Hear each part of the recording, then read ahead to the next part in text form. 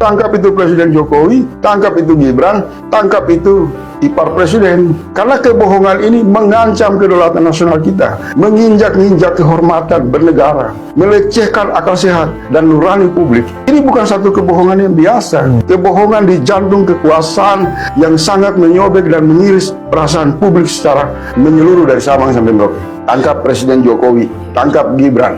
Karena dasar kebohongannya apa? Mereka bukan berbohong untuk urusan lain. Mereka berbohong untuk meloloskan pasal politik dinasti untuk bagaimana memuluskan kepentingan anak presiden menjadi calon wakil presiden. Jadi kebohongan yang bertujuan mengabdi kepada satu praktek politik dinasti yang hari ini menimbulkan kecemasan, kemarahan, kemuakan dari seluruh rakyat. Harus ditangkap orang-orang ini.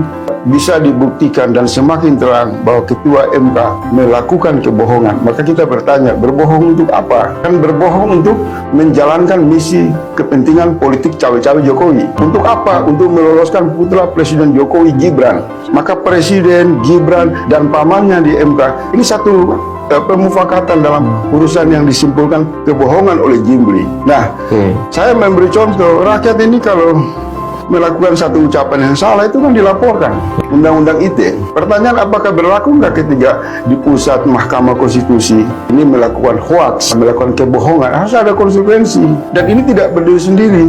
Dia berani melakukan kebohongan karena ada jaminan dari pemberi kebohongan. Sudah otomatis kekuasaan itu adalah Presiden Jokowi. Parah, surat permohonan yang dikabulkan belum ditandatangani. Anwar Usman ogah dituntut mundur. Parah. Masih ingat anak ini teman-teman?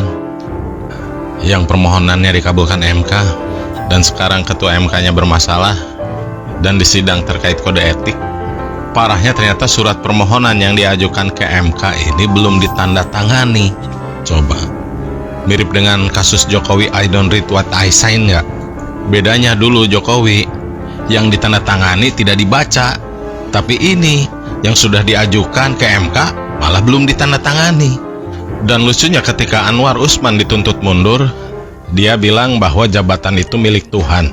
Pertanyaannya, kenapa waktu dia diangkat menjadi ketua MK aja dia tolak ya, bahwa jabatan ketua MK itu milik Tuhan. Jadi Tuhan yang menjabat ketua MK gitu maksudnya? Dengan Bapak nggak mundur itu gimana Pak? Bapak mundur. Ya mundur dari perkara 90. Yang menentukan jabatan milik Allah, Tuhan yang Maha Kuasa. Ya. Di Undang-Undang Kekuasaan Kehakiman kan diatur bahwa hakim harus mundur dari perkara yang kemungkinan konflik kepentingan. Jika tidak, maka putusannya tidak sah. Ini pengadilan norma semua bangsa Indonesia. Iya, tapi kan dalam pertimbangannya disebutkan secara jelas nama Mas Gibran. Oh, nggak ada pertimbangan, coba baca. Di permohonan maksudnya. Oke. Di permohonan kan ada nama Mas Gibran secara eksplisit. Pemohonnya itu siapa? Kan gitu. Anwar dipecat. Pelapor juga minta KPU membatalkan pencalonan Wali Kota Solo Gibran Rakabuming Raka sebagai bakal cawapres. Menurut LBH Yusuf, putusan akan memberi dampak hukum lain bila gugatan mereka dikabulkan. Pelapor akan berkonsultasi dengan Bawaslu sejalan dengan proses etik di Majelis Kehormatan MK. LBH Yusuf jadi satu dari 4 pelapor dugaan pelanggaran etik oleh Ketua MK Anwar Usman atas putusan mengabulkan sebagian gugatan syarat pendaftaran Capres-Cawapres.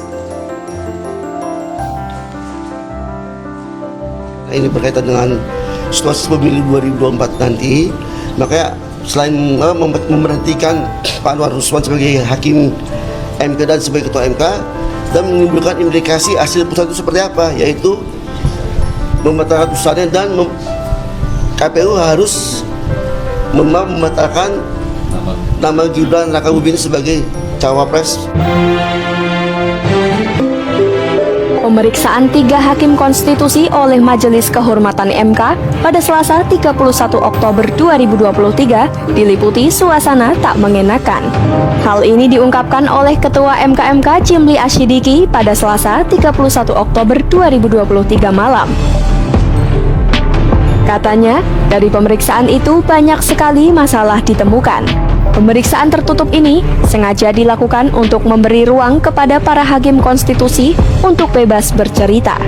Jimli bilang, tak sedikit dari cerita-cerita itu yang memang menyedihkan. Adapun 3 hakim konstitusi yang diperiksa, yakni Anwar Usman, Eni Nurbaningsih, dan Arif Hidayat. Hakim Eni pun melontarkan pengakuan yang sama seusai diperiksa selama 1 jam. Sedangkan Hakim Arif nampak sendu seusai diperiksa. Saat ditanya wartawan, Arif mengaku sedih karena citra MK yang buruk di mata publik.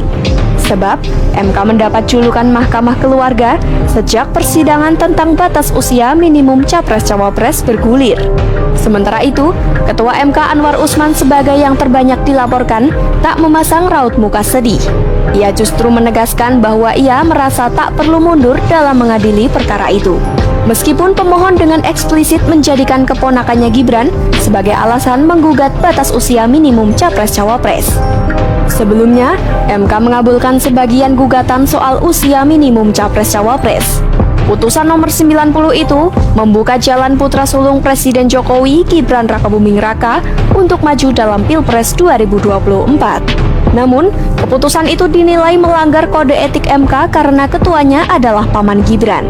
Padahal, Gibran bersama Prabowo Subianto telah mendaftarkan diri ke KPU RI pada Rabu 25 Oktober 2023 lalu. Lantas, bagaimana nasib Gibran selanjutnya?